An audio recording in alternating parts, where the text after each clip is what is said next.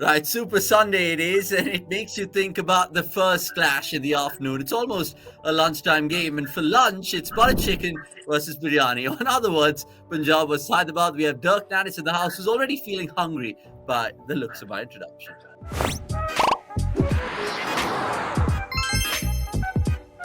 Right, Dirk, I mean, I don't know how you want to preview this game, but we'll start with the food before we pick the bones out of the teams. Butter chicken or biryani, as simple as that. Biryani for me. Okay. Love it. And I don't know if it's going to be Hyderabad for you in terms of the teams as well. Do you think that will be a case of them stitching 4 wins on the trot? Oh, geez, that turn of form for them has come out of the blue for me. I didn't expect them to turn it around so quickly. I don't think necessarily they've played scintillating cricket, but they've been getting wins on the board, and that's all that counts at this stage. So, yeah, who knows whether they can keep it going. Then again, Punjab are win, lose. Who knows what's going to turn up for them. You don't know which Punjab shows up, but let's start with the Kings, though, because there's one thing which is really noticeable. The fact that they go really hard in that power play, and then it's kind of paid off for them. Do you think this tactic will be kind of seen throughout the season from their batters?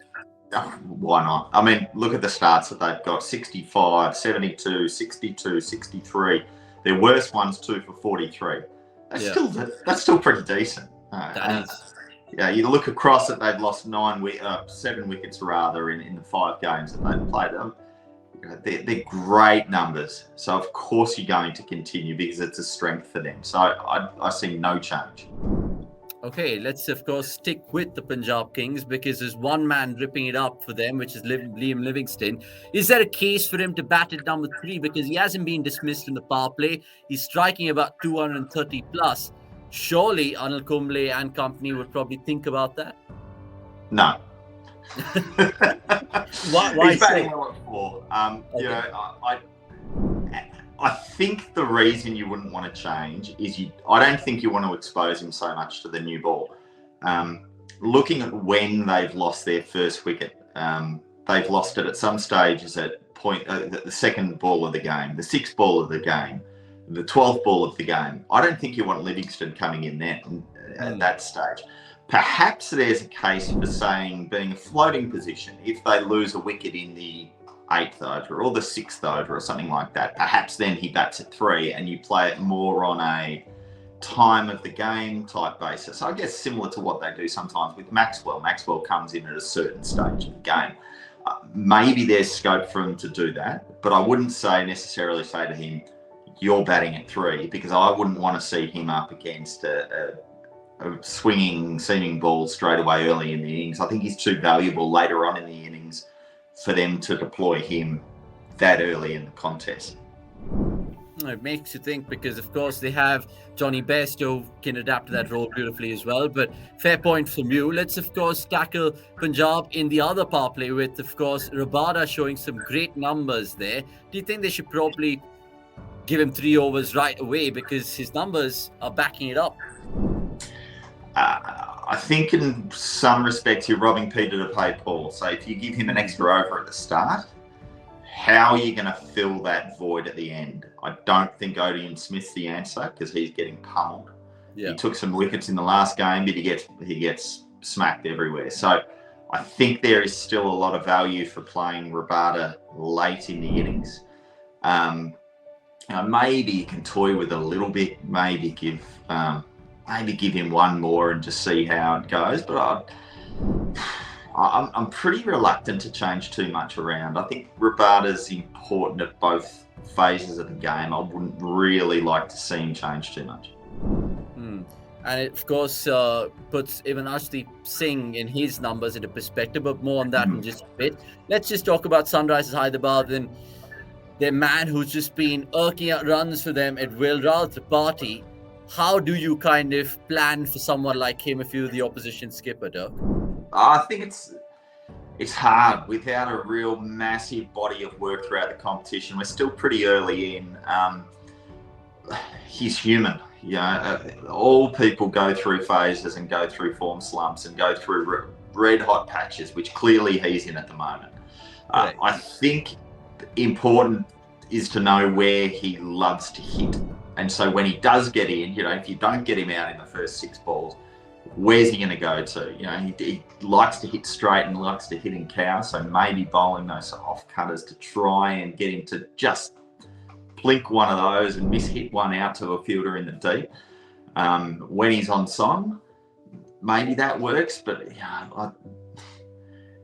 like every batsman, they have their peaks and troughs in form, and I'm sure it's going to turn for him at some stage. And you've just got to back your bowlers to bowl a really good ball to him to get him out. Yeah, it makes you think that further, given the fact that Kane Williamson's approach this year has been really sedate, and maybe Rahul Tripathi is coming up with just that intent which they need, and it's worked wonderfully for them. But a little bit more on the SRH captain then. Do you think he should adopt a different strategy going forward? Because his first 10-ball strike rate, there's nothing really impressive there. Is he costing his team in many ways with the batters to come and putting more pressure on them?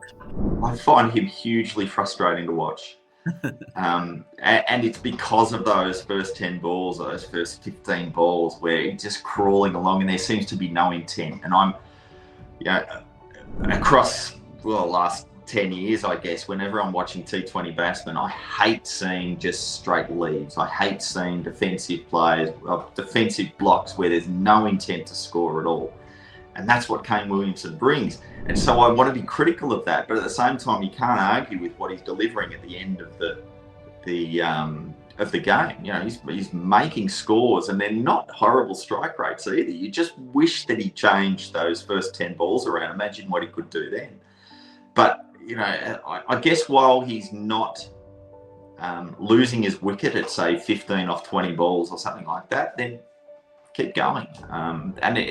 The thing is, he hasn't changed the way he plays over the years. That's just the way he's always played. Yeah, because even the other day, he got stuck, a 16-run innings of 17 balls. So maybe he really needs to rethink his strategy. Let's, of course, finish this match preview by asking you an important question about left-armers, because you're a great one, of course. There are 2 featuring in this match. Arshdeep Singh for Punjab Kings and Natarajan for Sunrisers Hyderabad. Now, I want to throw another name in the hat, and Khalil Ahmed, who's, of course, flying straight for Delhi Capitals. These are 3 potential options for India, right, going into that World Cup. What makes these 3 different? What are their USPs, so to speak? And who would you really have a final say on? I like Natarajan. I think he's cagey. I think he bowls, he bowls one at the top. He bowls a lot, kind of a little like Bravo, I guess, in that he is the one that they can give the ball to at strange times to get a wicket. He's quite versatile in that respect. Actually, he tends to bowl at the very start and at the end. And I think you can look into IPL form and where coaches are comfortable bowling bowlers as to how you see them fitting into the national team as well. And I think having the versatility of someone, particularly in Australian conditions where you can give the ball to at unusual times, I think there's real value in that.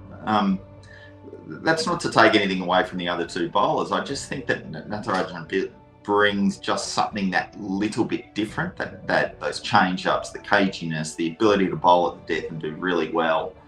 I just feel like he's a really compelling package. Mind you, Arshdeep Singh's been fantastic so far. I've really liked what he does.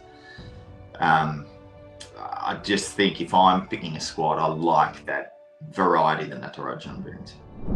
Natarajan it is. So just to understand your selection for that World Cup, because India have a plethora of right armers, in terms of the left arm option, would you go with Natu? I'd have to get my entire squad down on paper, which is changing every single preview game that I'm doing. I have a different Indian squad. So I'm finding it really hard to put together. Look, at the moment, I think I would take him. Just for the reasons I've just said. I think he brings something different that others don't have.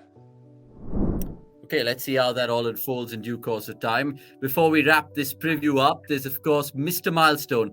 And here's Dirk's question for today.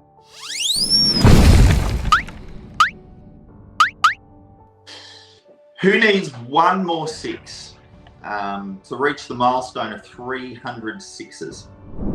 Yeah, that's a fair enough question. And you guys can let us know in the comments below, because, of course, we've been handing out goodie bags to all the fans who've been winning this particular segment. So watch out for that. Final word from you then. Predictions. Is it going to be, like you said, biryani really prevailing over butter chicken? Well, I'm going to keep going with Punjab's form. They've gone win, loss, win, loss, win. They're up for a loss. I reckon SRH are going to continue their role. And for no other reason than that win-loss record of Punjab. I find this one a really difficult game out of all the games we've done. I find this one quite a tough one to pick. So I'm just going to go with the run of form, and that's SRH. It'll be very, very crazy from their fans' perspective to think that they lost the first 2 games but win the next 4 in the bounce. Let's see if that happens from an Orange Army perspective, or let's see, of course, if Punjab Kings get the win. That's all we have in this match review. Thanks for watching. There's more to come on Super Sunday Part 2, so stick around for that.